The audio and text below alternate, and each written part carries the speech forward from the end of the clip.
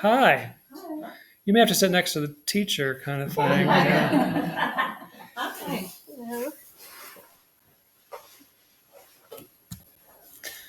Do you want to start, Julie, or you want? Oh, you go ahead. Oh, okay. All right. Well, no, I really appreciate you all reading Mrs. Saville. I think you tripled the number of people who had read it prior to that, so that's a good feeling.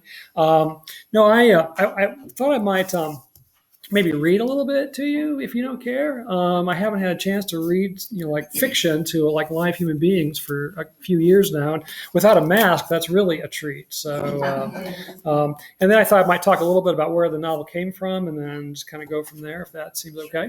All right. Yeah. So this I've only done one other public reading from the book, and I read a different section then, and so I thought just for my own variety, I'd look at a different section. So I'm going to start reading on page 161. I think all the page numbers are the same. This is actually the proof copy, so there are a few written corrections in this one, but I think the pagination is essentially the same. And as you know, this is an epistolary novel. Margaret Saville is writing a series of letters to her long absent husband, and this is from towards the end of the book, but before her revelation regarding her husband and so forth. And so I got a section here. I'm going to skip around a little bit just for sort of hopefully better continuity. But she writes, it was a sunny day with a clear blue sky, and I realize how long it has been that such weather has been seen in London. There even appeared a verdant splash in the neighborhood, green grass at times revealing itself, and a late blooming flower here and there. I want to believe it was an omen of some sort, that all the knowledge I had gained about Robin's voyage and about Robin was reflected in the clarity of the atmosphere, and that it was a sign better times were before us. I would move past little Maurice's death. My brother would find peace as well as a path toward productivity, and best of all, you would return to the children and me. Things would be placed in order once again. Through all of the recent events, I have come to understand just how disordered our lives had been and for how long. I have wanted to think of Maurice's death as the turning point, as the precise moment when day became night. But in fact, his death was the exclamation mark at the end of a long passage on happiness and increasing episodes of gloom. Where then did that passage, that chapter begin? I pondered as I walked. Who can say with certainty? I think, though, of the argument we had about a fourth child. You seem to have forgotten how difficult Maurice's birth had been and how relieved you were you had not lost us both, because he was still just toddling about the house and I had only just regained my full health from my perspective. And you were insisting you wanted another child, to add a fourth mouth to feed, a fourth set of feet to shod, a fourth body to clothe. I had thought we were of the same mind on the subject, but then suddenly we were not. That disagreement placed us on either side of a divide which was untransversable. There was no bridge on which we might meet halfway, for halfway was a void, a free fall into a bottomless abyss. That rift began the chapter which concluded with Maurice's devastating death, and I felt responsible. You had advocated for life, I for death. For what is not life, if not death? And it had been granted me. My position had won the day and thus plunged us all into darkest night. I had been so consumed by my self-critical reverie, I arrived at the Shelley residence as if I had been magically transported there. I was inexplicably ill-prepared to enter the house, at least just yet. Also, it felt so, good to be out, moving, thinking, observing, on this fine day. I wanted the feeling to continue.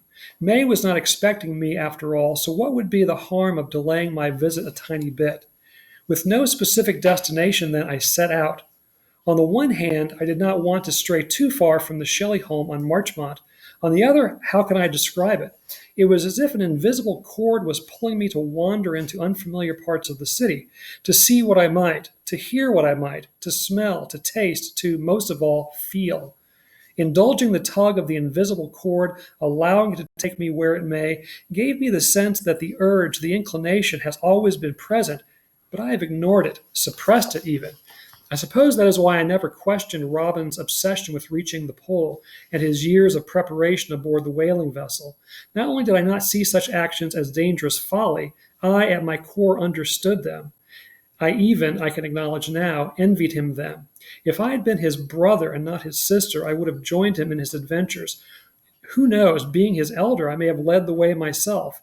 Instead, I played my womanly part, well taught by the world, to encourage and to worry.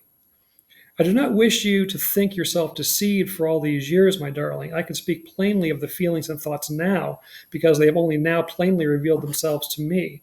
If I have deceived anyone, it is myself. Can the emancipated genie be returned to his imprisoning lamp? That is the essence of the question which asserted itself most persistently as I rambled in the increasingly unfamiliar streets. I think I will stop there. So, all right. I brought with me one of my many copies of Frankenstein. I think I spoke to the book club about Frankenstein when you read it a couple of years ago, which is one of the reasons why I encouraged maybe this book among mine to read, just because I thought maybe there was a little bit of a connection there. I taught Frankenstein basically the entire time I taught at Williamsville. So, 23 years. And then I also, when Benedictine University had their adult ed program, I taught out there, and I taught an introduction to women authors course, and I always included Frankenstein on the list of my readings for that course as well. So I've been through it a lot as a reader and a teacher, and so it's really kind of soaked into my gray matter. And I remember I was driving back from a conference. I always go to a literature conference in Louisville every spring. And I remember one year, I don't remember which year it was, but it was quite a while ago, but I was driving home and I was just kind of thinking about, what I might want to write about, eventually, because I write every day. And so I'm always writing. And it occurred to me that, the entire novel is prefaced as a letter to Captain Walton's sister, Margaret Saville. But we don't know anything about her, other than she lives in London. She's worried about her brother. That's about it. So, she's at the very head of maybe the most famous novel ever written, or certainly one of the most famous novels, and yet we don't know really anything about her. There's been a lot of scholarly attention paid to her, but to my knowledge, nobody had ever tried to write her story, like who she was and what her thoughts were about all of this. And so that's what kind of got me thinking about maybe I'd like to write a novel from her perspective.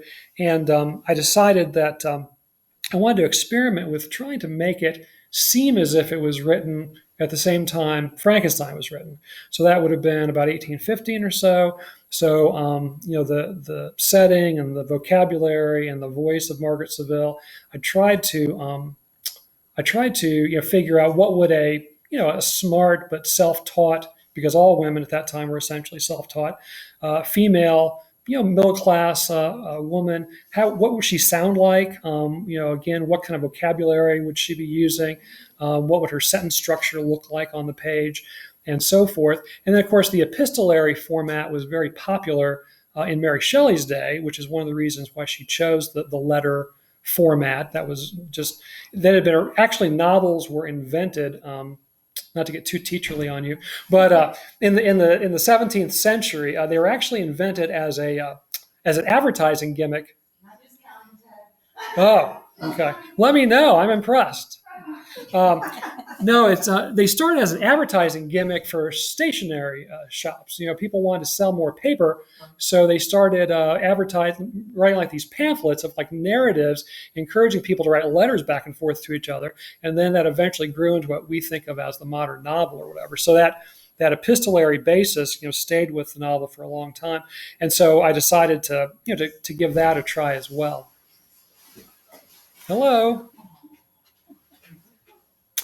So that was the kind of the experiment or the challenge I kind of gave myself when I started writing this book. And when I started writing it, like 2015, maybe something like that, and published it eventually in 2018. So I don't know if anybody has any thoughts or questions about any of that. So about 3 years? Yeah. Something like that. So just curious, is it something that you work a little bit each day, or you just have this big idea and you write a bunch, or? No, yeah, every day. When I was teaching, when I taught for 38 years, when the kids were little, the only way I could find time to write was to get up at 5 o'clock every day. And so I'd get up at 5, and eventually when we got a dog, I'd walk the dog, and then I'd get the kids ready for school, make their lunches, get their uniforms together, and all that fun stuff. But if I got up at 5, I could squeeze out about 30 or 40 minutes of writing every day. Otherwise, if I wait, some people can wait till the end of the day to write, but I'm so brain dead by the end of the day. So I would always get up first thing in the morning, and then that habit just sort of stuck. So even after the kids were certainly where they could get themselves up or not, and get ready for school or not, I at least was on my own, but I still would get up and walk the dog and do all that stuff. But in the summertime, I could write a little more, although not really much more. The creative process, at least the way I do it, is pretty exhausting, and so I find like an hour and a half is kind of tops. I'll hear about writers, being consumed with inspiration or writing 12, 13 hours a day for days on end. I have no idea how they do it. Now, once a manuscript gets, and I write by longhand, I write in a little notepad. And so then periodically I'll stop and I'll type that up on the computer, and then I'll print those out. And so I'll kind of be revising stuff I've already typed and writing new stuff, simultaneously. And eventually it somehow just all kind of comes together. But it's a pretty long process. Yeah. So, right. Yeah. So 3 years is kind of typical for most of the books that I've written. Yeah. I told you before that I was impressed with your vocabulary, and you told me you were trying to get the vocabulary to be of that era. So, did that just kind of come to you from having read Frankenstein and taught it so much for so many years? Yeah, and then not just Frankenstein, of course. I'm a big fan of all that era. I taught like Charlotte Bronte's Jane Eyre a lot too over the years, and that's, from 1847. So, about 50 years later, but very similar kind of vocabulary to what Mary Shelley was using. And, and then when I was younger, I read a lot of Dickens and Thackeray and, just on and on and on. I went to a really big high school. My graduating class had like 700 and some kids in it or whatever.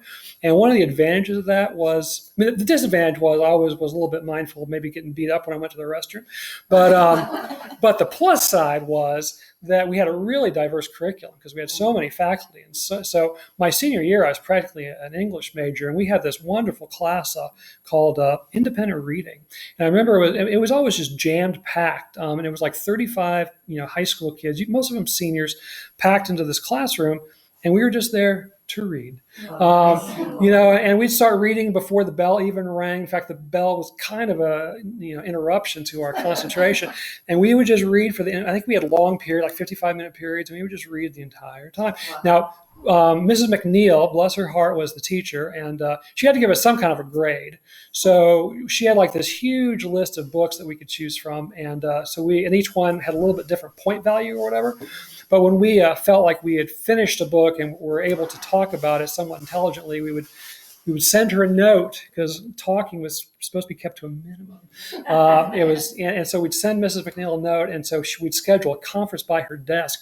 Then we'd go sit by her desk. We gotta whisper about the book for a while until she, was convinced that we actually read it. So, but in that class, I read a lot of Dickens and Thackeray and on and on and on. So anyway, so that kind of time period and that vocabulary has been in my brain for a long time. So were the other people reading different books that they wanted to? Yeah. This list? Right. Like everything, like the stuff I was reading was kind of the higher point value, but you could read like more easier books and still get a good grade out of the class. So it was very much. Did the kids in the class, of course, they all were there because they wanted to read.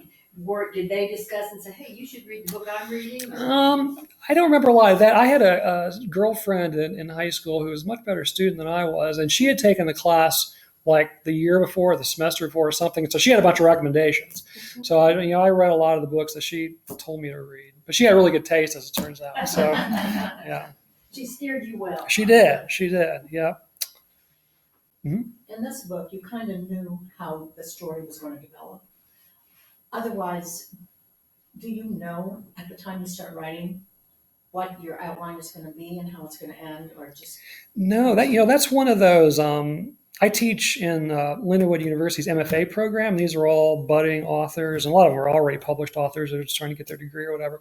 And that there are kind of these two camps when it comes to writing fiction. And one is the plot everything out and have your outline kind of lined out, and then you're just kind of filling in the prose as you go. And then there's the other kind of groping in the dark camp, and I'm the definite groping in the dark camp. I really had no idea what this book was going to be about, or who Margaret Saville was, or any of this stuff. And I was writing for a long time before I don't know I didn't know if it was going to be, it's a fairly diminutive book, but my previous book, which I was going to talk about a little bit too, previous book to this one, maybe it was two before this one, I can't remember. This was a pretty big book. This was like 100 and some thousand words, 104,000 words or something. But this is fairly small, but I had no idea if it was going to be another one of these or if it was going to be smaller. So I just kind of write until I start to get a sense of where it seems to be going, and then I eventually end up somewhere. Yeah, so it's very much a process of discovery, to be sure. Did other people, to me, the fact that her husband wasn't even there or had disappeared, that was a shock. Did other people feel that way, or had you anticipated it? I had a feeling. Yeah, I did did you? too, by the second letter. Oh.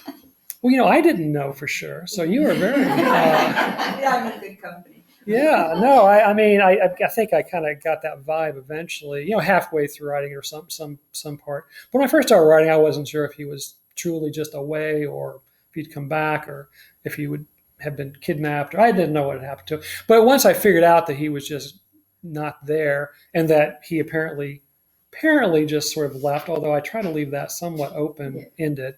I try to sprinkle little things in the text that suggest that maybe he wasn't as great of a guy as she thought he was, like him helping the widow with her finances so diligently, and things like that. And yet I think Margaret still doesn't get it. She still doesn't quite put it all together, like what all that was about. So that's a little dramatic irony that hopefully the reader picks up on, that even the character doesn't. But had he ever written to her? Did he ever answer any? I don't No. remember. I don't think No. No, And not at that one it. point she said it had been more than 6 months since she heard from him. I don't know if that's since he left or he wrote to her. I think since he left, but I don't think he ever wrote to her. Maybe he did write it first. I don't know. I like the letter format. I read several books like that. I do. Yeah. But I think this is the first one that's all one-sided. Mm. Because a lot of books still Oh, have that's right, yeah. people Right. writing to each other, or like I'm thinking of the Guernsey potato Oh, field. yeah. And there's some children's books I've read too that were like that, but I do enjoy that. I think it's an interesting way to get your information. Yeah, well, like I said, I was part of my kind of experiment or challenge or whatever you want to say was trying to make it like Frankenstein in many ways. And of course, Frankenstein is just one. It seems to be more than one person writing, because you've got all these different narrative voices. I don't know if you remember the novel very well, but it's actually a frame within a frame within a frame, because we start off with Walton writing, and then when he picks up Victor Frankenstein, we kind of switch over to Victor's voice, but yet the convention is that Walton is just writing it all down furiously in his cabin while Victor is talking, and eventually Victor tells about his meeting with the creature, and so then we get a few chapters in the creature's voice, but still the convention is that it's Walton writing it all down. So really the novel Frankenstein is just one really long letter from Walton to his sister, but we have these different narrative voices. That I didn't do, like you said. I just pretty much stuck with. Although I did kind of play with that, because there are episodes in the letters where other characters will have had a conversation with Margaret, and then she'll go home and write about it. Like the one I almost read aloud was when she meets with Mr. Andropoff, and he tells her finally what happened at the pole, and about them nearly dying and all that stuff. And that's a pretty long conversation. So that's in a sense sort of inserting another narrative voice into the text. Well, I was good. I brought this thing. I pulled it off the shelf because this is a novel I wrote called An Untimely Frost. Because actually, Yeah, as you know, Mary Shelley appears as a sort of secondary character in the book, obviously important, but secondary. But I wrote this book. It was published in 2014, but I think I finished it in 2013 or something like that. But this took me like 5 years to write. This was a much longer project. And there's Mary Shelley doesn't show up exactly, but there's a character. One of the main characters is a woman called it's been a while since I wrote it. Margaret Haley, yeah, and then it's based on the fact that Mary Shelley's husband died very young. Percy Shelley died in a boating accident when she was still in her early 20s, and she ended up being a widow for the rest of her life. But for a brief time, there's a little bit of an idea that maybe she and the American author Washington Irving might hook up. He was in London for a time, and mutual acquaintances thought, the author of Sleepy Hollow and the author of Frankenstein, wouldn't that be a weird sort of thing? And so I don't think they ever really did get together. I mean, some scholars have looked into it, and they corresponded a little bit, and she seemed to be more enthusiastic about the possibility than he was. But anyway, I got to think, what would that be like? What if Washington Irving and Mary Shelley actually had a romantic relationship? So, but I didn't want to make it Mary Shelley exactly, so I invented this character named Margaret Haley, who's very Mary Shelley-like, and then I invented a Washington Irving-like character named Jefferson Wheelwright, and it's from his perspective, and so that's an Untimely Frost. But I work a lot of Mary Shelley bio stuff as well as Washington Irving bio stuff into this book, and so when I wrote this, it was actually my second foray into kind of writing about Mary Shelley as a character and researching her biography in a little more detail than what I might have before and that kind of. She was a really interesting person. There are those questions like if you could sit down with one historical figure for an afternoon and have a conversation, who would it be? I think mine might be Mary Shelley. I might like to sit down for an afternoon on a park bench with Mary Shelley with some distance between us, and I think because she was really, really interesting. She had a really interesting life and had a really, she ended up supporting herself and her father and her son by being a professional writer at a time women just did not do that. And her name never appeared on anything that she wrote. Her byline was always the author of Frankenstein. So now when it's reprinted, people put Mary W. Shelley or whatever on it. But at the time, that was how she was known, the author of Frankenstein. So I don't remember. Did she write anything else that approaches the... She wrote a few other novels. Valperga, I'm not sure if I'm saying that right. I never know if I'm saying that right. And that's a novel. There's a novel called Matilda that I haven't read these. I was kind of known by reputation. And then another novel she wrote was titled The Last Man. And it was a post-apocalyptic novel about a virus that wipes out humanity. Yeah, so very timely. Actually, one of my old high school teachers, Ken Marisi, who is a great teacher, and he's in his 80s now, but he and I are Facebook friends, and he sent me a Facebook message the other day. He's part of a book club that reads sci-fi novels, and so he wanted a recommendation for like an older book, and so I recommended Mary Shelley's The Last Man. And I said it's a very timely read, even though it was published in like 1840 something or whatever. So, and she actually Frankenstein was not her first book. She and Percy and her half sister Claire absconded to the continent when Mary was just a teenager, and she ended up writing a travel book about her experiences in Europe, and that was actually published before Frankenstein was. Frankenstein was actually her second book publication, but it was the first novel that she wrote. The other was just kind of a travel log kind of thing. Now, was she known as May? I think so. Yeah, I think it's funny. There are so many things. Some stuff I made up, and some I got from the research. And at this point, I don't remember very well. But I think she was known to her friends as May, although I think I spelled it differently than what she may have. But I think I got that from the research. Yeah. So you mentioned that she had to take care of her dad and her son. Financially, yeah. But in the book, she already had William and was pregnant again. Right. Did she have two kids? Yeah. Well, she had 3 children, but 2 died. One was born at 7 months. Her first child was a little girl, and at that time, 7-month-old didn't survive, and so she died pretty quickly. And then they had William, who ended up dying. Maybe. He was just a toddler. Percy was in Italy, but with friends, not with her, and so she and the new baby, or the toddler William, traveled to Italy to meet him, and on the road William got sick and ended up dying.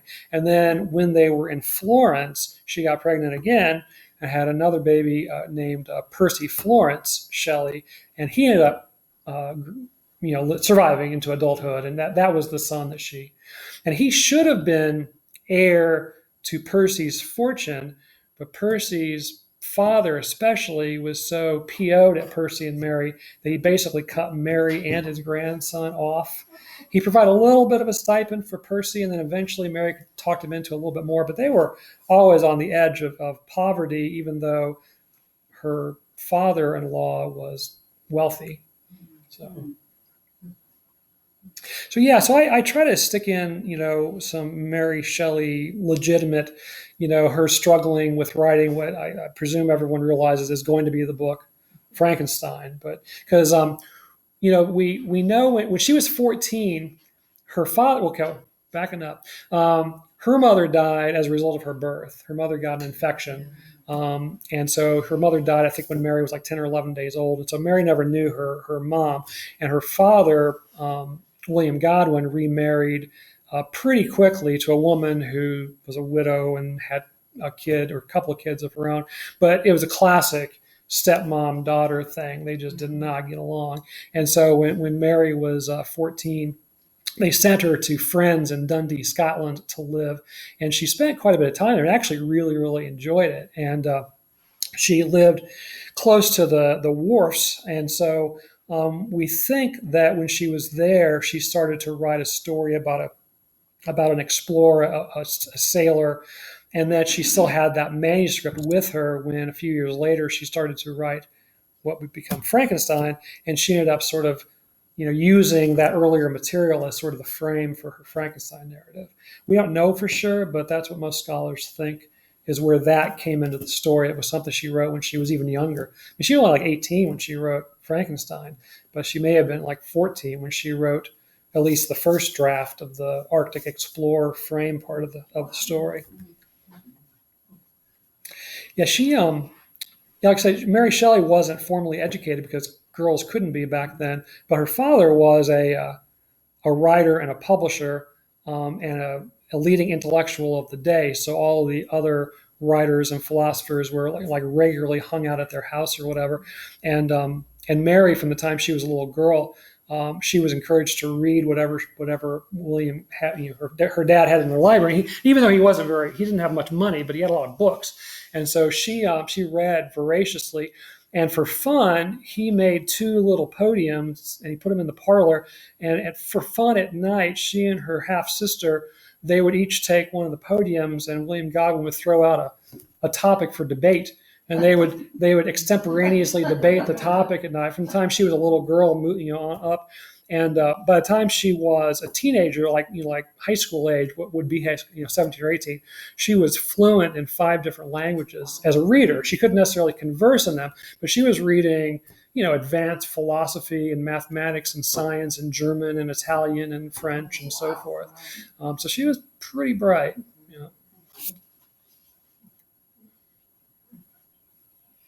Her mother wrote a pamphlet too, didn't she? Well, she wrote books, yeah, probably pamphlets too. Yeah, Vindication of the Rights of Woman was Mary Wollstonecraft's big contribution. That was published in 1792, I think.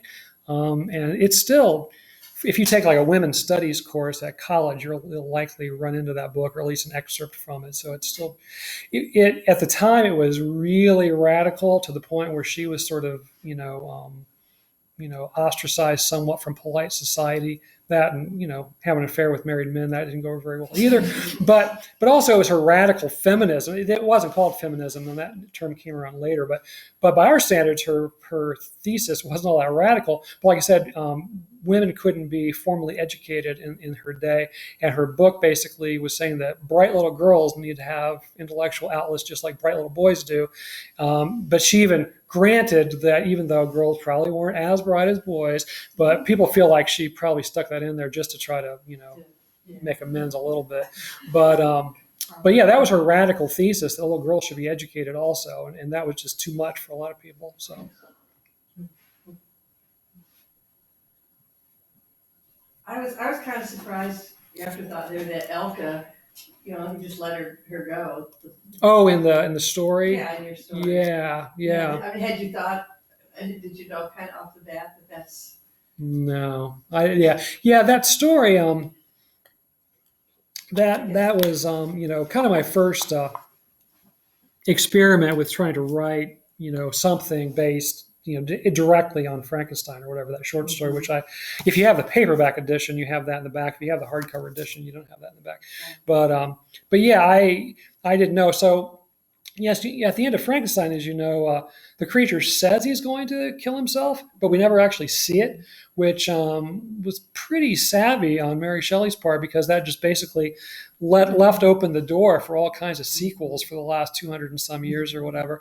And so I took a stab at that and wrote a short story about what if he didn't die, and he's just kind of lost in the Arctic somewhere, kind of Siberia or whatever. And so I wrote a short story based on that, but no, I didn't know where that was going either. When I started writing it, just kind of enjoy, figuring it out as you go, I guess. So. Are you working on another book now? Yeah, I'm always working on Yeah. books. In fact, I just finished a complete draft of a new novel that I've been working on for the last 3 years or so, and it's still got about a year of revision and sweating and figuring stuff out. But yeah, I got a brand new book I just finished writing. So, these kind of books, these kind of narratives, I did publish bits and pieces of it before it came out as a book, but it's a little bit harder to do because most editors of magazines want it to be standalone, and when you're writing this kind of narrative, that's a little bit harder to definitively say, oh, this is a standalone piece. So I wrote a book called Crow Song for the Stricken that came out a few years ago. And I had tried with that book to write it in sort of episodic chapters that were both standalone, short stories, but then also figured into the larger structure of the novel.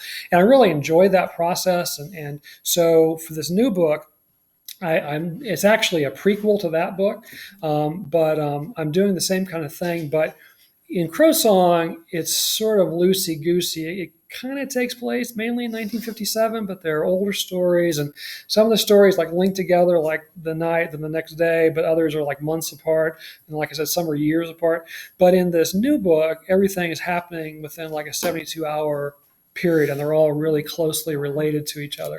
But a bunch of those stories have been published, and a few more are slated for publication this year. And I'm really looking forward to this. One story was picked up by this place called Ninth Story Studios, which is going to turn it into podcasts. They do like dramatic podcasts.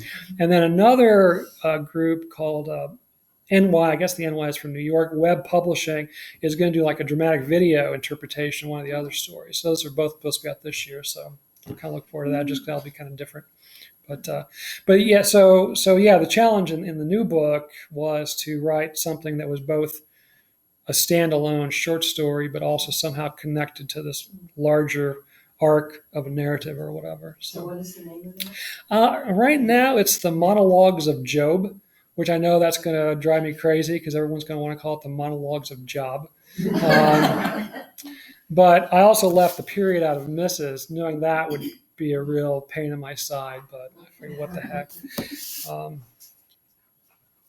Yeah, I don't know when that'll be out for sure. Probably next year sometime, I'm guessing. I've never read Frankenstein, and I don't like scary things like that. So the only way I knew that this Mary Shelley had written that was, I kind of inferred it from this. Right. But then I got to that, and I liked the book, but I got to that short story and hated it. Thank you. Yeah. Thank you for your honesty. Yeah. Well, so that's kind of based on Frankenstein. I mean, is that what he did? And what Well- was that? What was Frankenstein? Well, An first of all, animal or Frankenstein, actually, that's a movie thing. That in the novel, he's just the creature or the monster. He never gets a name. That's part of the part of the deal. So Frankenstein's actually the doctor, the scientist who created him. But in the novel, he's mainly human body parts that have been put together, and a few little animal parts just for good measure here and there. But yeah, that was the, in Mary Shelley's day, they were experimenting with galvanic batteries and zapping dead bodies and making them sort of jump around on the table. And Mary, when she was a little girl, we know that she went to a public demonstration. They had they'd hanged a criminal at Newgate, which was just on the outskirts of London, and they brought him to this auditorium, and all the public had gathered around in the seats or whatever, and they had him on the table, and they zapped him with galvanic battery, and of course he's flopping around on the table because his muscles are getting jolted with electricity. And so there was a lot of thought that they were just like very close at being able to bring dead bodies back to life. They just needed to figure out the right combination of electricity and whatever else. Now, of course, we know to this point that's not possible, but it obviously led to things like defibrillation and that kind of thing. So they were onto something. They just had a little bit grander, and who knows, maybe they just were way ahead of their time. Maybe we will be able to bring corpses back to life. Who knows? I mean, in a sense we do. They just can't be dead that long, right? I mean, so the other thing that this book is seen as a precursor to Frankenstein, I mean, not my book, is transplant surgery. Because obviously that's something that wasn't possible in Mary Shelley's day, but the idea of taking bits and pieces of other people and sticking them together, that was horrific, in Mary Shelley's day. And the book was kind of panned by a lot of critics because it was, kind of unholy or something like that. And but now, of course, most people. I mean, I'm sure there are some religious groups that don't subscribe to that, but generally most people are pretty glad to get a cornea or a lung or a liver from somebody. But that's pretty radical stuff, at least would have been in the early 1800s. So you said you liked it. You don't like scary stuff, so I'm guessing that means you didn't find this scary, which is good because I didn't really want it to be scary exactly. No, I wanted it to be unsettling. yeah, well, it was. Sort of disquieting a Yeah. little bit. Yeah, to me that's my interest. I don't like slasher books and gory kind of things. But I like to be sort of uneasy about things, and so that was kind of my goal, is to write something that was sort of disquieting more so than frightening or something. Well, I remember being surprised when I read Frankenstein. Oh, Frankenstein. Because I thought it was going to be like the movie. It's not like the movie at all. And I didn't find it especially scary. Right. I don't think the novel is scary. It's very philosophical. I mean, it brings up a lot of really important issues.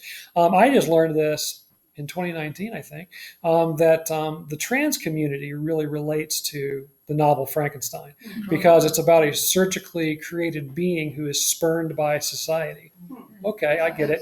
And so so the trans community has written a lot about Frankenstein and just really relates to it in a way that maybe a lot of other readers don't necessarily.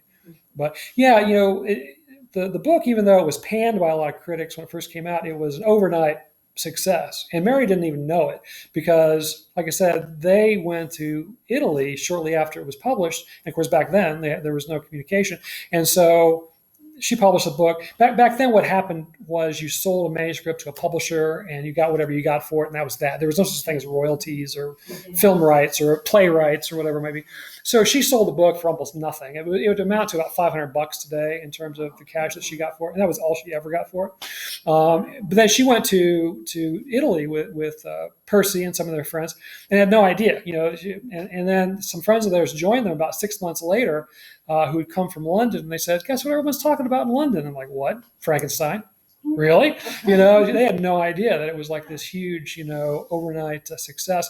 And so it's never been not in print. But within just a few years of being published in 1818, play adaptations stage adaptations started coming out. And again, you could do that without permission from the author or anything. So there were all these play adaptations, and that's when it started to be reduced to It's just kind of a monster story about a mad scientist and a monster. So they took out all the philosophical stuff and all that business.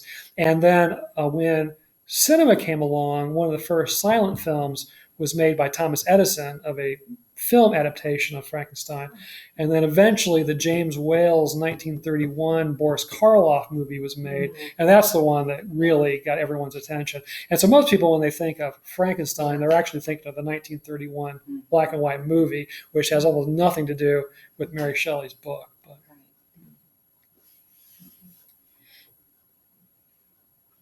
Yeah.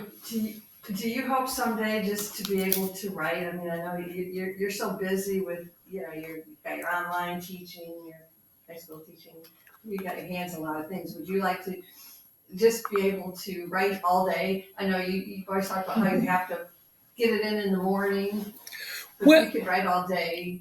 Well, think about it all day. when I retired back in June, except for teaching online and working here, I did start to write more, but it wasn't necessarily more per day. And what I started doing for the first time ever was working on 2 novels simultaneously. And so I would alternate. I'd write one of these standalone short stories for this one novel, and then I'd write another chapter for this other novel, they were completely different in tone, and one's a first-person narrator, the other's a third-person narrator. And so I'd never tried that before, so I was switching back and forth. When I got busy again, I was starting to smell the finish line for this other book, and so I kind of set that second book aside temporarily. So like I said, I've been focused on this other book, but I do have. I mean, I've got like 6 or 7 chapters written. It's like 20,000 words or something of this other book. So I definitely am going to get back to it. I like it. It's not that I got bored with it or something.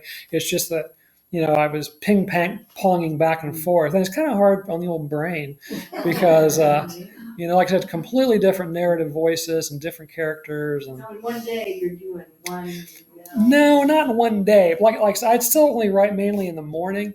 But I would write one section of one novel, and once I figured, okay, that one's done, I would switch to write a section of the other chapter, whatever you want to call it, of the other book.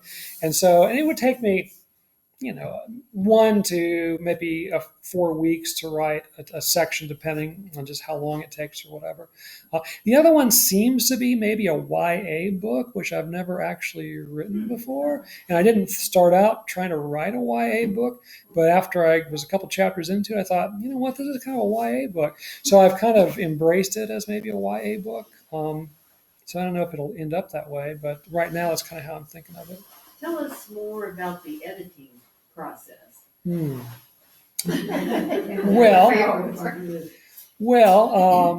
revision, editing kind of thing, you mean? Yeah. Well, like I said, when I write by hand, and so ultimately I type up the handwritten notes on the computer. Well, I call them notes, but they're supposed to be full sentences and paragraphs and things. So obviously when I'm typing it up on the computer, that's kind of the first revision because I'll make changes as I go. But then once it becomes a printed out text, then, I'll just keep monkeying with it kind of incessantly. I'm really interested in language. My literary idol is William Gass, who you may not have heard of, although everyone should go and get his books off the shelf, and they're in this library because of me. But you should get Gass's books. And Gass was super interested in language and not interested at all in character or plot, which is why almost nobody has read him. But I love it. And I love his devotion to language. And so I'm much more interested in language than I was before I discovered Gass about 20 years ago or so.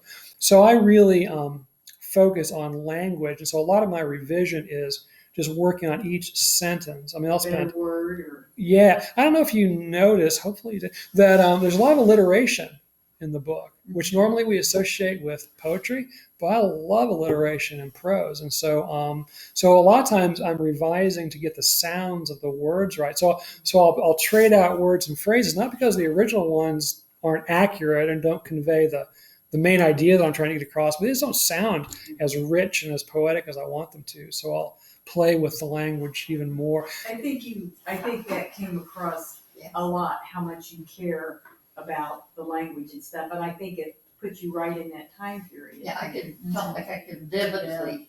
And then see I had to it all. laugh at myself. There were a couple of times when I thought, well, he should have flipped those words, you know? It's like, Yeah. Well, right. And some of that maybe sometimes I should have flipped those words, but some of that is part of that time period. The language had a more, there was a different kind of structure to it. Yeah, they spoke differently. Yeah. And so that's part of what I'm trying to mimic there, make it sound more authentic to the time Now, period. do you have someone else proofread your books at some point? A lot of you know Pam Calabrusco. She was my proofreader extraordinaire and probably still would be. I think she proofread this book. If there's any errors, it's probably not her fault, but I definitely know she proofread this book and several others of my books. So I have had her do that. She's very good about it. But the last couple of books, I've just mainly done it myself. They're just multiple drafts. I mean, just draft after draft But after draft. sometimes I would think that would be difficult because you know what you're saying, or what you're wanting to say. Right, and there are some typos that leak through. They just drive you crazy. Oh, yeah. I just why didn't I see that? There's a Mrs. with a period in the book. I still wake up with a cold sweat in the night sometimes because I forget. And that might be interesting. So I'll say it. When I first started trying to write the book, I was trying to write as this British, English woman in 1815. And so I was trying to write using English spellings, and it was really impeding the creative flow. So I said, heck with that. So I just wrote it in American English. But one of the things I did in the revision process was to go back and Englishize all of the words, the verbs and put use unnecessarily in words like neighborhood and things like that. And so I originally tried to write it in British English, but my brain just wasn't wrapping itself around that very easily. So I just save that to the editing process. Yeah. Mm-hmm. When you're putting a book this period together, and you're doing the research and you're kind of settling into the culture so that when you write, it flows. Do you find that you find yourself maybe staying in that culture And when you come back at home. present day? Well, I've been accused of overwriting even my emails. So I do. Yeah, I do think the narrative stays in my writing. I don't necessarily speak. I don't think like the character I'm working on or whatever. But definitely it affects the writing. And the other thing I have a problem with is I have to take a break from my beloved William Gass because his prose is so powerful that it can easily throw me off my game and start writing like him. Not that would be a bad thing in and of itself, but in an individual project, that may not be what I'm going for. So some writers' voices are so powerful that they start to try to draw you in, and so you got to avoid them a little bit. So, yeah. Do you keep notebooks and things like you're driving along in the car and all of a sudden this brilliant thought comes to you, and so you have to pull over and write that down? I used to carry a little notebook with me, and I don't know, I stopped doing that maybe because it was never filled with brilliant ideas, just ideas. But I used to, but no, I don't. I guess and maybe this is wrong, but maybe I think I've decided that if something truly is a good idea, I'll either remember it or I'll think of it again. And so, when I walk the dogs, I kind of get lost in thought. And a lot of what I'm thinking about is my writing. I'm rethinking what I wrote that morning or something. And so I'll get an idea about how to revise a sentence or some character or whatever. And so I'll just kind of keep it in my head. But sometimes when I get home, the first thing I do is run over there and write it down so I don't forget. If I think it's a really good one, if not, I just kind of leave it alone. So I know a lot of writers that do that. And in fact, I was just watching a video today of this writer named Will Self. I don't know if you're familiar with Will Self, but he was giving a lecture at some university, and he was talking about his little notebook that he always carries with him and writes stuff down. So I know a lot of writers do that, and I used to do it, but I don't do it anymore. So maybe I should start. That means you really gotten good. Yeah, I don't know. I just got tired of carrying notebooks around. So Now you can just type it into your phone. Well, there is that, and I do sometimes email myself ideas and things like that. So yeah, there is that. I mean, that's another I mean, our whole digital age, I mean, it's got its pluses and minuses, probably more minuses, but one of the pluses is stuff like that, or like this, being able to record a discussion and share it with the world, should anyone care, and that kind of thing. So. I've got to get that little one today. Okay, I don't blame you. Thank you very much. Thank you for This coming was in. great. Yeah, thank you. Do we always do the same Tuesday every month? Yes, Second Tuesday. Second Tuesday. Okay, great. Yes, You yeah. can write down your Email. your name and your email. I was looking for my favorite word in here. You heard a word. Oh. Okay. Sarcophagus. Sarcophagus. Oh. Actually, I think I use it as an adjective, don't I? As a verb, I think. What is it? Yeah, sarcophagus. Yeah, I think I use it as a verb. Yeah, Sarcophagus. yeah, Oh, I read that a couple times. yeah. So I reread pretty much the whole book over the weekend just because it'd been a while and I wanted to. And actually, it kind of held up, so that's a good feeling. I was like, oh, that's not so bad. Yeah. So I don't know if that's a convention of the time period. That may just be my own invention or something, but it definitely sounded weird. So I thought it would work. Yeah. So. Did people really talk? I mean, really talk like this? They really did. Yeah. Well, I mean, like I said, if read Mary Shelley's Frankenstein one day, Oh, and or read anything from that kind of time period, like a Dickens, the Bronte sisters, anything from that time period. They had a very florid way of speaking, long sentences with lots. Mine really isn't even. I mean, I was mindful that it wasn't going to be transported back in time to that audience, so I didn't go full, 19th century like I could have. But yeah, if you read some of those books, I mean, just long sentences with semicolons and dashes and on and on and on. Part of it was that was the main entertainment of even the masses at that time.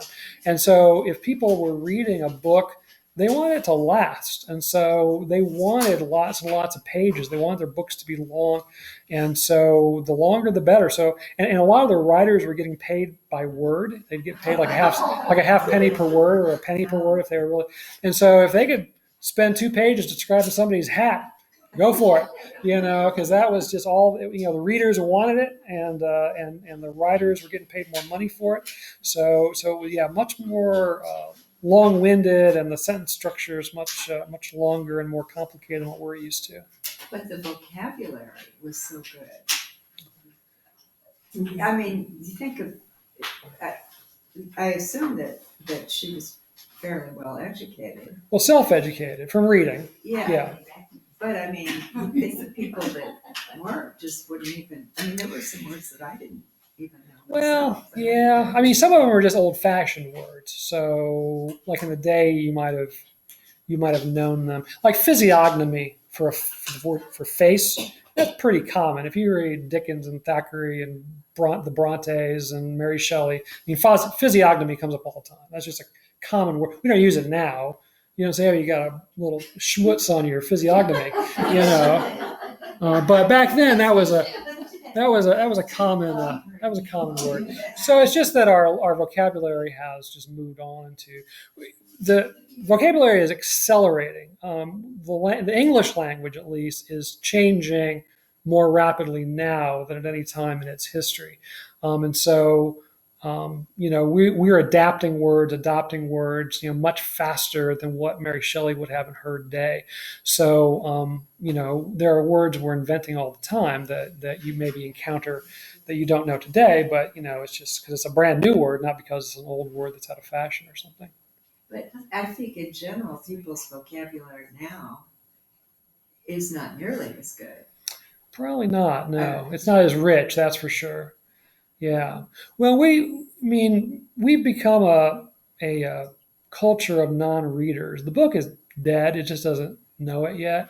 And so, I think if you go to book clubs and stuff, you're kind of around other readers, and so you just, everyone reads. But we've reached a point in human history where there are more books being produced than there are people who read, and so that's why writers today can't I have no particular hope that my books are going to be widely read because there's just not that many people reading. Like my wife and I went to Albuquerque week before last to a conference, and we had to take this zigzag. You can't get to Albuquerque from here. You've got to go to like Winnipeg or something to get to Albuquerque. No, we didn't go that far, but we did have like 6 flights in like a 5-day period because we had all these connecting flights. And my wife's a big reader. She reads more total books than I do, and she and I read at the airports and on the planes. And on one of the flights, a woman sitting next to us was reading. But other than that, I didn't see anybody reading anything anywhere. Everyone's on their, well, they're on their tablets. They could be reading, but I don't know. I'm pretty nosy because I want to know if they're reading text. And it's almost always watching a movie or watching, playing a video game or something. Yeah, you're right. I mean, they could be reading, and I want to hope some of them are, but for the most part, I taught the AP literature class at Waynesville for 23 years. And, no, I'm just kidding. I just assumed she was a great student. I just assumed. So anyway, but that was one. Anywho, when I first came to Waynesville, the kids who took that was like the top literature class, AP English, yada yada. I mean, the kids who took it were avid readers. I mean, they were reading like Wuthering Heights for fun, and things like that. But over the years, that just changed. And so for the last few years, you're teaching this class trying to get kids ready for this really difficult literature exam. And none of them are readers. They don't like to read. They don't read. They think reading is silly. They do everything they can to avoid reading. I mean, there's a few maybe who read some YA books or something like that. But in terms of being like voracious book lovers, I mean, there just aren't really any left. I mean, yeah, my son, when he reads, he loves it. He loves the books he's reading at school, and he used to read, but he's all about the computer. Yeah. Well, see, my oldest son was a really avid reader, but that's what happens when kids get a little older. Most of them abandon books for video games and things like that. And so, young girls like teenage, junior high age teenage girls, that's about the only part of the publishing business that's expanding a little bit. There are a lot of young, like I said, young teenage girls reading, YA books. But other than that, boys are pretty much non-readers. They just don't read. So it's really difficult to to get your book in the hands of people when they don't even like to read, And then you've got, of course, the publishing industry.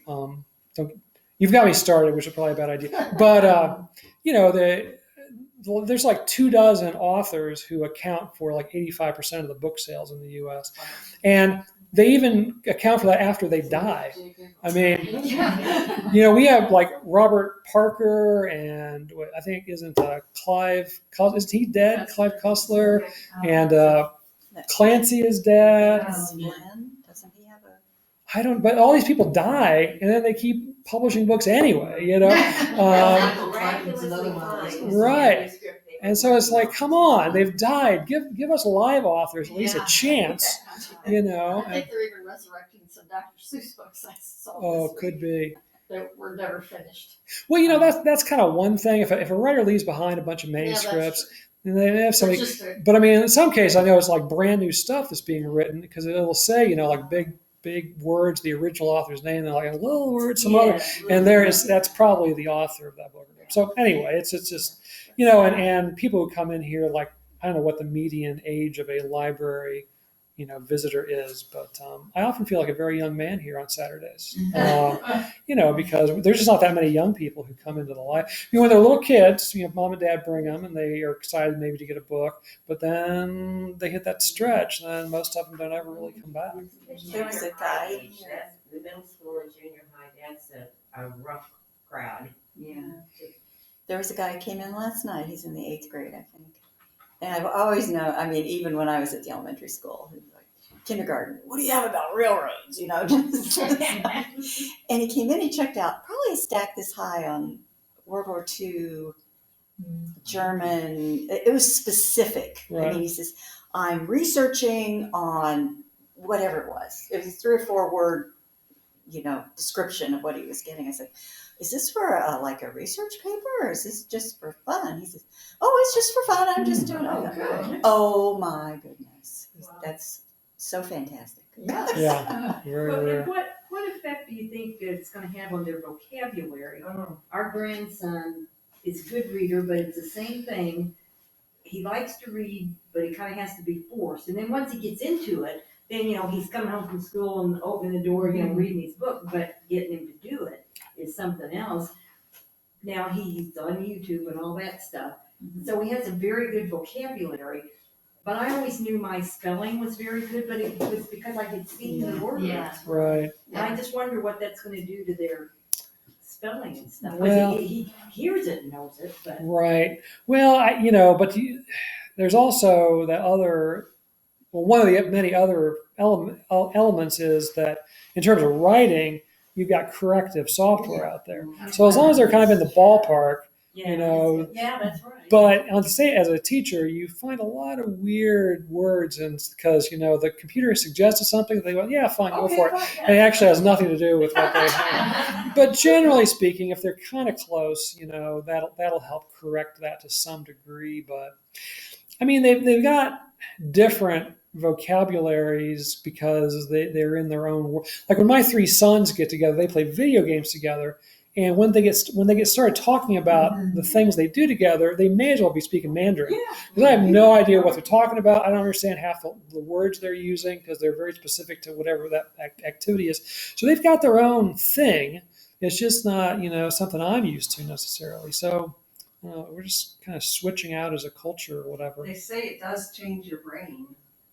I mean, Right. They could look at it, the scan, and see that your brain looks different between people that read and people that don't read a lot.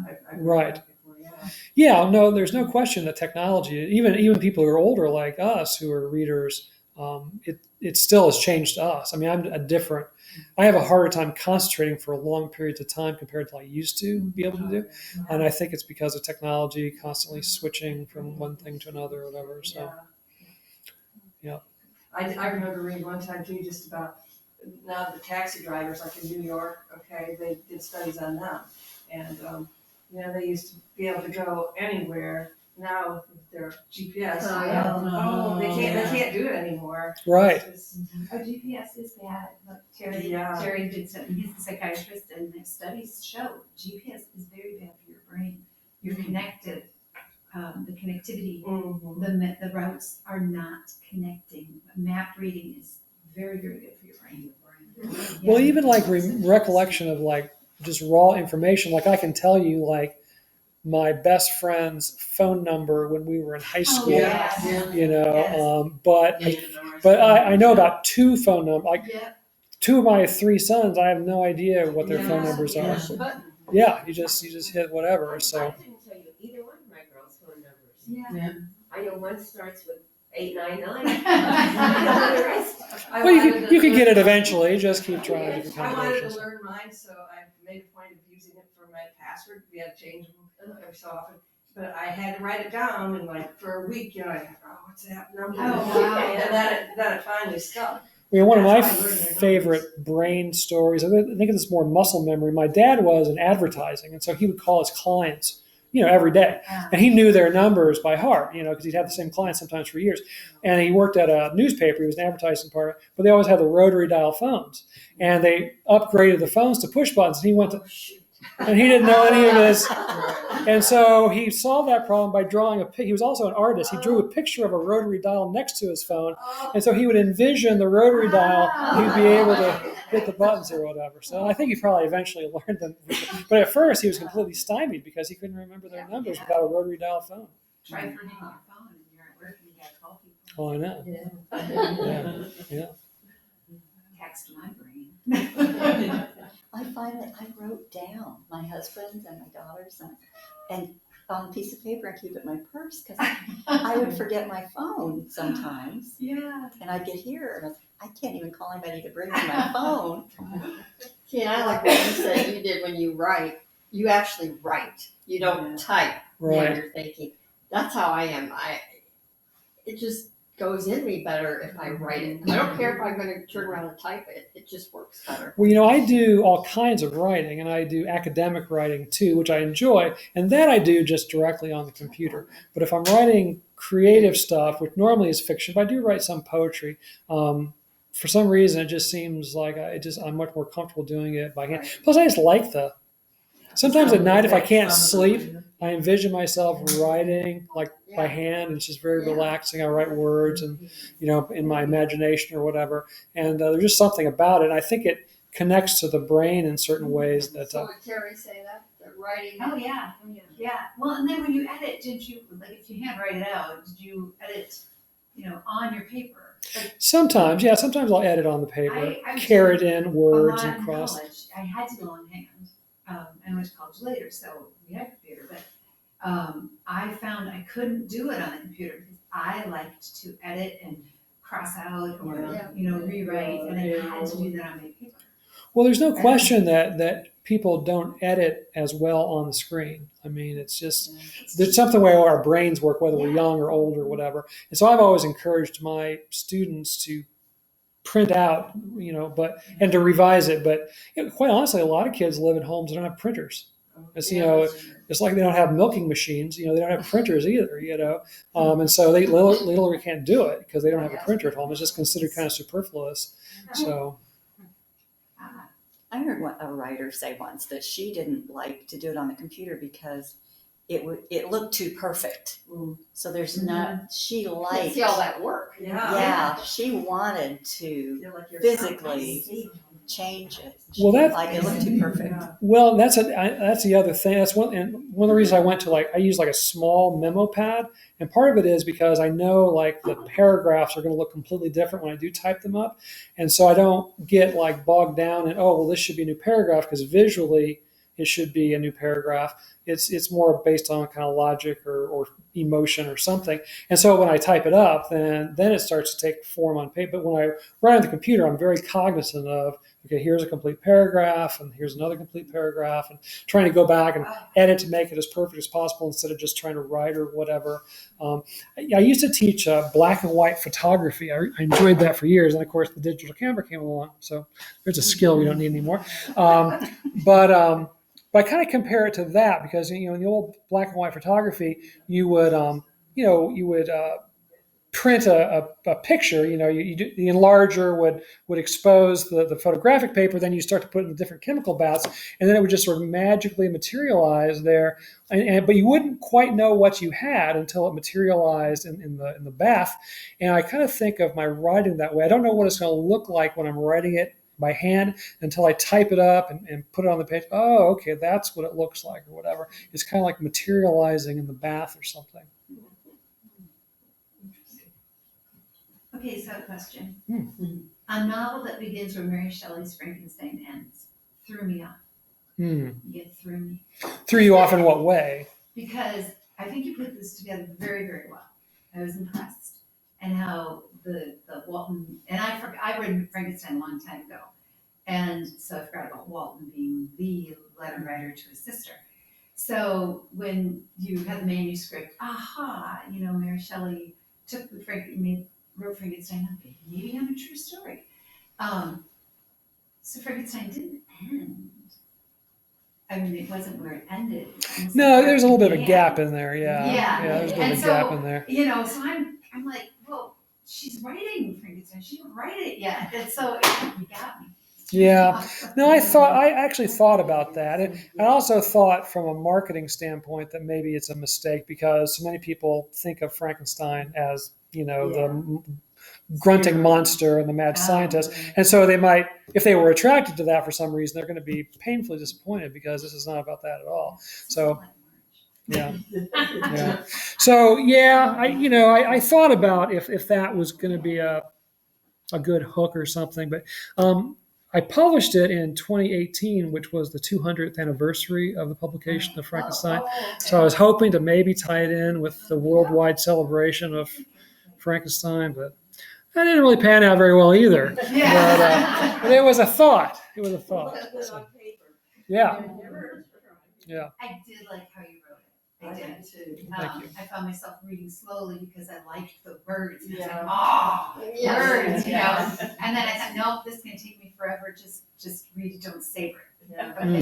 And then, but you really brought it together. Yeah. I really you. liked how you did the, you know. Yeah, I was that manuscript. totally didn't know how it was going to end. So yeah, Your Good. husband's a coward. he Yeah, is. Mr. Saville's a coward. Whatever happened to him. Yeah. Yeah. Well, I try to leave it open again. I mean, I Because you could write a sequel. I could. Yeah, Mrs. Saville in America or something. Yeah. Yeah. And she met somebody. But Oh yeah, where's Mr. Saville? yeah, that could be a whole nother. Yes. Mr. Seville. Yeah, what happened to him? Yeah, I'd have no idea where he's We at. went looking for Robert Long, the creature who's still alive. Well, I tend to like books that are open-ended, so that's why I write books that are open-ended. But that's a common thing. People say, "Well, what happens? What Yeah. what's gonna?" I don't know. Whatever you want to in your mind. Yeah, you write that book. I wrote my book. You write your book. Yeah, you see, you make whatever happens. So When you're writing, do you know when it's the end of the story? I do get that sense. Yeah, I mean, I don't know until I get pretty darn close to it. But once I smell it, it's like, oh, okay, that's where this is going to end. It's That's time to say amen. yeah. Like when I figured out, oh, they're going to go to America. Then in the revision process, I tried to go back and drop little seeds about that. So like there's the conversation when Mr. Andropov stays for dinner and he talks about how he always wanted to go to the Hudson Valley and how he visits America. In the original draft, he doesn't talk about America. That's not part of the original draft at all. But that was a place where I could find a way to sort of hopefully subtly drop in a little foreshadowing that that's where they're going to end up going or whatever. So yeah, there's a lot of that kind of revision. So if a novel holds together, it usually is because in the revision process, you've gone back and dropped in little Make sure that things that, like in the original draft, there was this whole other subplot about the man in green who, and I thought that was going to go somewhere interesting, and I was wrong. And so I kept him, but I took out another sort of subplot that involved him. So I guess I wanted to keep him kind of vague and mysterious or whatever. So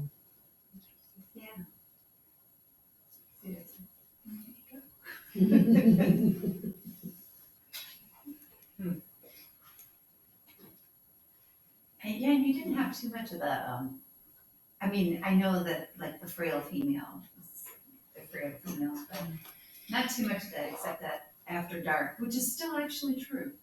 As a female, you don't want to be out after dark. And my thought on that was, damn, we still haven't changed. well, and of course, in that time period in London, especially, if you were a female out after dark, the implication was you were in business, and so that it was a matter of like polite society as much as safety or whatever. So Still don't want to be after dark. well, I always write strong. I feel like I always write strong female characters, and so I wanted to write, a woman who was boxed in by her time period, but clearly she was very capable, and could handle things on her own. And so her frustration at the end there, where suddenly Mr. Fender and so forth starts bringing in her brother to talk business when he doesn't have a clue what she's been running the household all these years, but now because. But that probably would have been the way of it back then, Now, do you think you like stronger female characters because of how you were raised, or? Maybe. I mean, I just like strong females, quite honestly. And so, it makes sense I would want strong female characters. But yeah, I had my grandmother lived with us until she passed away when she was 14. And she was a strong female character, that's for sure. She was strong, she was female, and she was a character. But she was like 4'11", and you did not mess with her. She raised 13 kids, and my mom was next to last. So, and my mom had very strong personality and in a good way, and so forth. So yeah, maybe I just, Well, and I like it. You actually had family planning in there, which I did not think was common. family planning and what? She didn't want a fourth child. Oh, right. And she actually had power to prevent a fourth child. I mean, I was like, how did that happen? I think you get a lot out of what wasn't, in big words, all long, but yet you got the idea very quickly. Okay, I see what she's doing. Yeah. That was well done. Well, thank you. Well, in her time period, the mortality rate for women was 50%. Yeah. If you had a baby and there's a 50-50 chance you were not going to survive it. You knew that, yeah. Yeah, and so it was a roll of the dice every time you got pregnant, which is one of the reasons why prostitution was as rampant as it was, because there were a lot of wives who said, "Not me, buddy," and so it was a very complicated social situation that they were trying to deal with back then, and so I mean, So maybe that's why he left her. well. Now we're babies. We'll always be wondering that. Well, there definitely was some discord there, But she's also we would have she's in grief over Maurice's death, and she's always depressed about it, and so she thinks maybe one of the reasons he left was because he just got tired of her being depressed all the time. She's trying to be more uplifting, and part of the letter writing is to convince him that she's in a better mood and come on home, I'm feeling much better, that kind of thing. So I try to work that sort of psychology into it as well. I thought the anti-Irish thing was interesting too. Yeah, the Irish were on the low. I mean, it was people of African ancestry, and then it was the Irish. The 19th century was the era of classification. We just take it for granted that everything is, you go to biology class, everything has a genus and a species, and everything's lined up in terms of the order of intellect and blah, blah, blah, blah, blah. But that didn't come along until the 19th century. Darwin's theory of evolution and all that business, which was the 1850s. And so they were very mindful of categorizing, like, the hierarchy of human beings, like who's at the top of the list and who's at the bottom of the list in terms of intellect and morality and all those things. And the Irish were on the next to bottom rung. They were. As the book goes on, she says, "Well, she's really not that bad."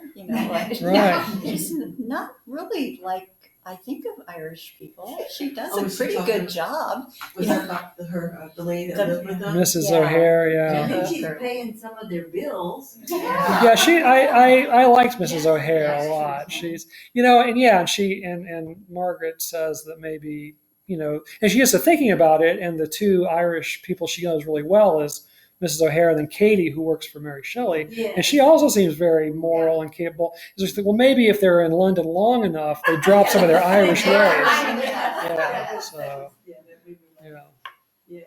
But that was very true. The Irish were very much disliked, thought of as not being very honest and not being very bright and that kind of thing. So I have to have subtitles on when I watch an Irish film. yeah, the dialects I can do. be Yeah, difficult. the dialects. I was Yeah. watching a show in Northern Ireland, and I was like, I can't. Did you watch Belfast? Is that what you watched? No, it was something else with younger people. They were school aged. Yeah, well, any of those. Well, in England still, people in London have a very different accent than people in like Northern England, to the point where they literally can't understand each other. And so they're all speaking English, Right. but the way they stress syllables, and then there is some local vocabulary that'll come into play. There's a really great. I love British mystery series, and George Gentle. I don't know if any of you are familiar with the George Gentle series, but George is a London detective who has kind of a. This happens in the first 5 minutes of the first episode, so I'm not giving much away. He has like a nervous breakdown, and so they send him to the far corners of England and this is set in like 1960s. And he goes to this like little section of England, and he can't understand a word of what he's saying. And so there's a young detective who's kind of based on one of the Beatles. Because the Beatles are just a thing then, and so he has to be like his translator. He has to go with him when he goes out to interview witnesses because he can't understand what they're saying. But it's still kind of that way. That was like the 60s, and it's probably a little better today because of the internet and things like that. But still, dialect differences, even in England, are still really, really strong apparently. Chevy Chase in European Vacation, and he whips out the book and it sounds like Dad is speaking English. Yeah. Yeah.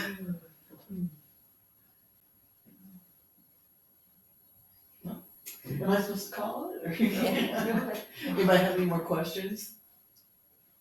Okay. Well, just thank you so much Yeah, for thank you. reading it and Thank for you. inviting me. Got It's, a lot of insights. Yeah. thank you. All right. Well, very good. Yeah. Should we talk about next month's book then?